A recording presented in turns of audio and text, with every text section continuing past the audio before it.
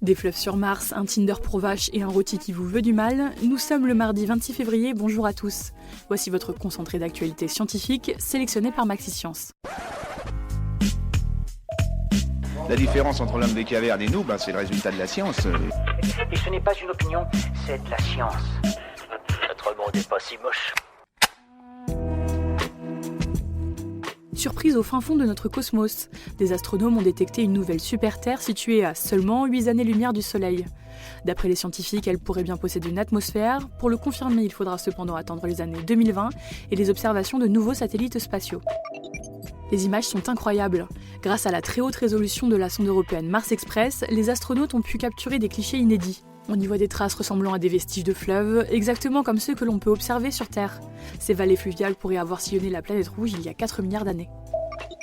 C'est un mystère très bien gardé de notre planète. À ce jour, l'alignement des pyramides de Gizeh reste un mystère pour les scientifiques, mais une nouvelle théorie vient apporter sa pierre à l'édifice. Selon une équipe de chercheurs, les constructeurs auraient probablement utilisé l'équinoxe d'automne pour parvenir à cet alignement incroyablement précis. Une famille française aurait réintroduit le virus de la rougeole au Costa Rica. Un père, une mère et leur enfant de 5 ans seraient arrivés dans le pays non vacciné et porteurs du virus. Problème, ce pays d'Amérique centrale a réussi à exterminer le virus depuis 5 ans.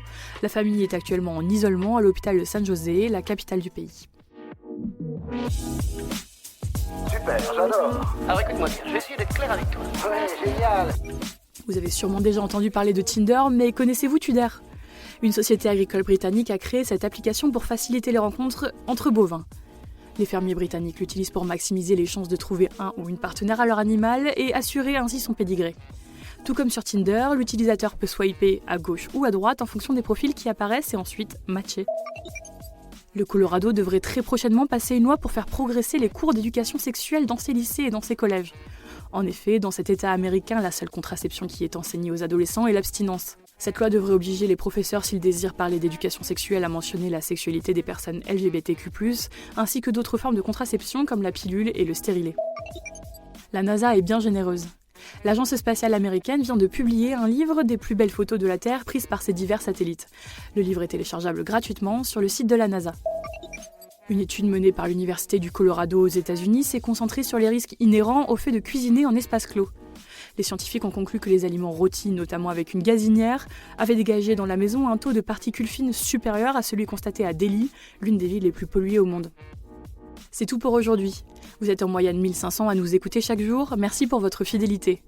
Si vous souhaitez réagir, vous pouvez le faire sur les applications Deezer, Spotify et Apple Podcast. On vous dit à demain pour de nouvelles actualités scientifiques. Voilà. Il ne reste plus qu'à vous remercier de votre attention. Au revoir.